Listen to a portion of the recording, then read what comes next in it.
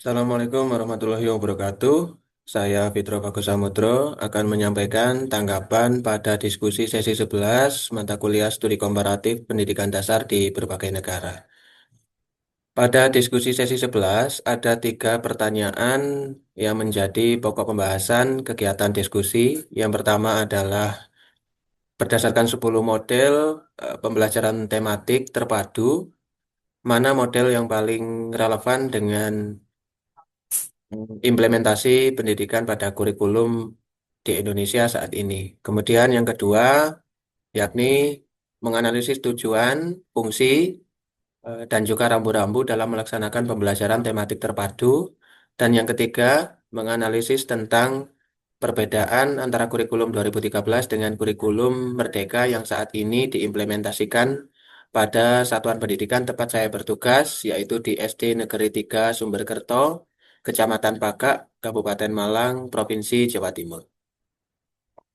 Menurut saya, untuk berdasarkan 10 model pembelajaran eh, terpadu, model yang paling relevan untuk diimplementasikan adalah web model atau model jaring laba-laba, di mana model jaring laba-laba atau web model dalam pembelajaran terpadu merupakan suatu pendekatan yang mengintegrasikan berbagai disiplin ilmu menjadi suatu kesatuan yang koheren dan relevan untuk mendukung proses pembelajaran. Model ini dikembangkan untuk memperkuat hubungan antara berbagai mata pelajaran dan membantu siswa melihat keterkaitan antar materi yang sedang dipelajari.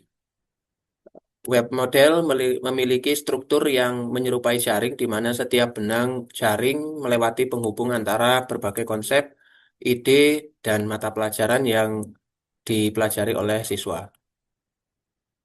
Pendekatan model dengan jaring laba-laba mendukung pendekatan interdisipliner, di mana siswa tidak hanya belajar secara terpisah tentang satu mata pelajaran, tetapi juga memahami bagaimana bidang-bidang yang berbeda berinteraksi dan saling mempengaruhi.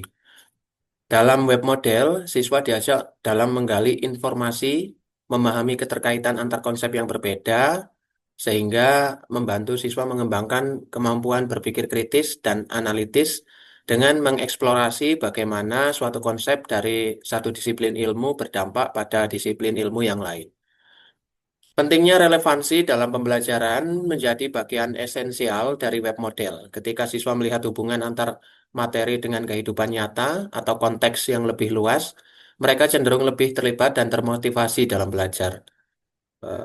Web model sendiri memberikan fleksibilitas dalam perencanaan dan pelaksanaan pembelajaran.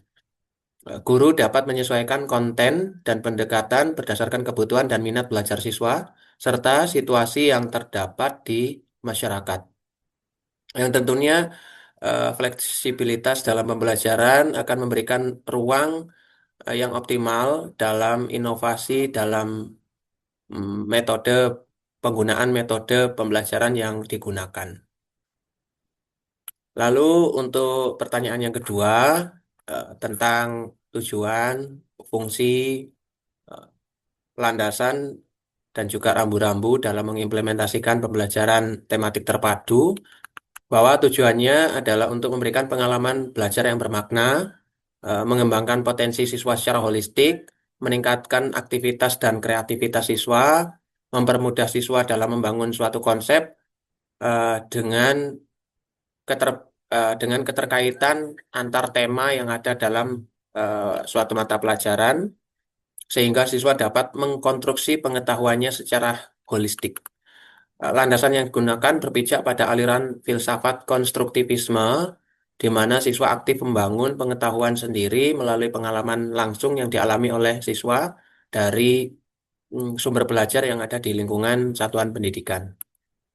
Sesuai dengan perkembangan psikologis usia anak sekolah dasar, di mana masih berpikir holistik, belum terpisah-pisah secara disiplin ilmu, sehingga pembelajaran yang bermakna dan kontekstual lebih mudah diterima dan diingat oleh anak.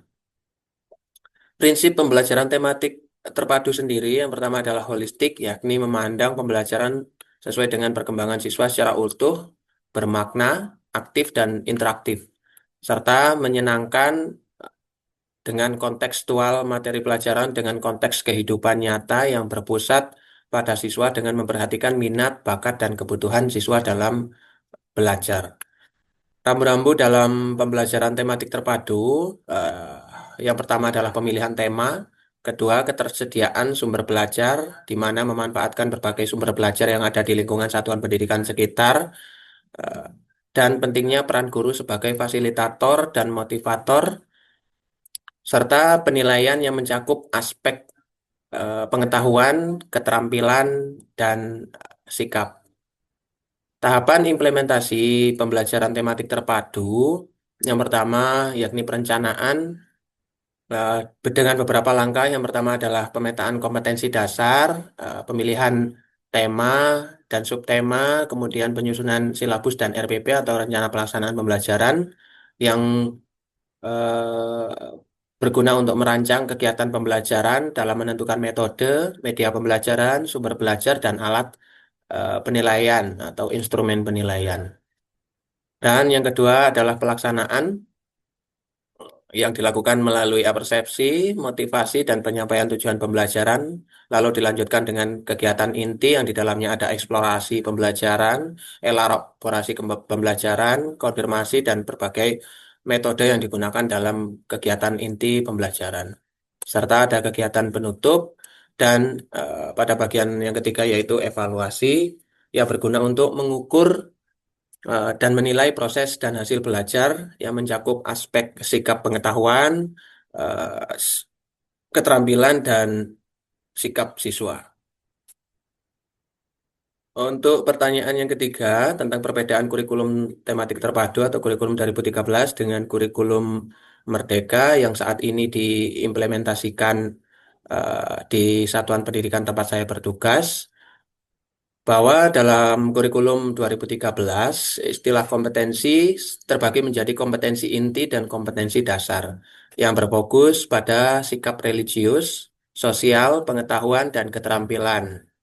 Nah, kemudian dalam kurikulum Merdeka menghadirkan kompetensi sebagai capaian pembelajaran yang terbagi menjadi 5 fase. Dalam kurikulum 2013 menggunakan pendekatan saintifik. Sementara dalam kurikulum 2013 lebih menitik beratkan pada pembelajaran abad ke-21 dengan model pembelajaran yang ditentukan oleh guru sesuai dengan kompleksitas materi. Eh, Selanjutnya, dari segi kompetensi lulusan, kurikulum Merdeka belum sepenuhnya menerapkan pendidikan karakter. Sementara kurikulum 2013 mulai memberikan pendekatan pada pendidikan karakter bagi peserta didik. Pada sisi lain, dari kurikulum 2013, dalam sisi lain, pada kurikulum Merdeka, peserta didik telah mampu mengaplikasikan pendidikan di lingkungan sekolah dan masyarakat melalui eh, proyek P5. Kemudian kurikulum 2013 menuju kurikulum Merdeka tentu menghadapi sejumlah tantangan dalam mengimplementasikannya, di mana respon yang aplikasif eh, guru dan peserta didik dalam menyesuaikan pembelajaran atau peralihan pembelajaran. Eh, Tentunya dalam kurikulum 2013 tuntutan akan kreativitas siswa dalam menerapkan teori belajar yang konstruktivisme yang juga terdapat dalam kurikulum Merdeka yang saat ini juga sedang diterapkan. Tentu pentingnya dukungan antara sarana dan prasarana seperti kebutuhan belajar peserta didik dan juga berbagai alat pembelajaran yang mendukung dalam menerapkan kurikulum yang ditetapkan. Penerapan kurikulum 2013 didasarkan pada penggabungan mata pelajaran menjadi tema dengan pendekatan saintifik yang tentunya melibatkan tahapan mengamati, menanya, mencoba, menalar, dan mengkomunikasikan. Namun, dalam penerapan kurikulum 2013 yang terlalu cepat dan saat ini berganti menjadi kurikulum Merdeka, eh, dalam kurikulum Merdeka eh, tidak lagi berbasis tema, melainkan mata pelajaran yang diajarkan oleh masing-masing guru berdasarkan kesepakatan tentang bidang studi yang akan disampaikan. Pelaksanaan kurikulum 2013 berfokus pada beberapa poin. Yang pertama tentang pendekatan ilmiah dengan proses pembelajaran di kelas, pembelajaran berbasis proyek, dan pembelajaran berbasis masalah. Penilaian dalam kurikulum 2013 menggunakan penilaian autentik yang mencakup berbagai jenis model tes seperti observasi, portofolio, dan yang lainnya. Bukan hanya tes tulis, asesmen kurikulum Merdeka lebih menekankan pada literasi dan numerasi peserta didik. Sehingga elemen penting dalam kurikulum Merdeka yaitu berbasis kompetensi, pembelajaran yang fleksibel, dan karakter profil pelajar Pancasila. Kurikulum Merdeka lebih sederhana, intens, dan terfokus pada pengembangan kompetensi peserta didik. Prosesnya lebih menyenangkan dan sederhana dengan kegiatan berbasis proyek atau studi dalam kelas yang membantu peserta didik memperoleh keterampilan. Dalam kurikulum 2013, memberikan prioritas pada pengembangan keseimbangan kemampuan peserta didik dalam aspek kognitif, afektif, dan psikomotor, serta mendorong untuk mengaplikasikan pembelajaran dalam kehidupan sehari-hari. Kompetensi inti dijabarkan sebagai kompetensi dasar. Di sisi lain, kurikulum Merdeka menekankan pembelajaran berbasis proyek untuk mengembangkan soft skill dan sesuai dengan karakter profil pelajar Pancasila yang lebih berfokus pada materi esensial untuk memastikan pembelajaran yang mendalam pada kompetensi dasar seperti literasi dan numerasi. Kurikulum Merdeka memberikan kebebasan bagi guru untuk menyelenggarakan pembelajaran berdiferensiasi sesuai dengan kemampuan peserta didik dan sesuai dengan konteks muatan lokal. Konsep dari kurikulum Merdeka melibatkan beberapa elemen utama atau elemen penting, yakni penggunaan pembelajaran berbasis proyek sebagai sarana untuk mengembangkan soft skill dan karakter, dengan fokus pada materi esensial untuk memberikan waktu yang memadai bagi pembelajaran yang mendalam, serta memberikan fleksibilitas guru dalam melaksanakan pembelajaran sesuai dengan konteks yang ada di satuan pendidikan, khususnya nilai-nilai budaya dan kearifan lokal, sehingga dalam kurikulum Merdeka, peserta didik akan terlibat dalam pembelajaran berbasis proyek. Kemudian untuk berikutnya, kurikulum Merdeka diharapkan menjadi sebuah program yang dapat memperbaiki pembelajaran.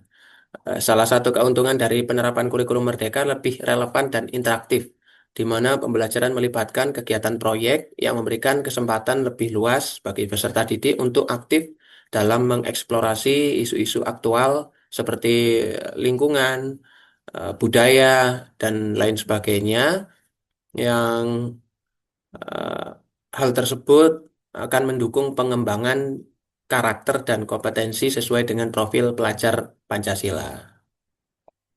Demikian tanggapan pada sesi diskusi 11 yang dapat saya sampaikan. Apabila ada kurang lebihnya saya mohon maaf. Saya akhiri. Wassalamualaikum warahmatullahi wabarakatuh.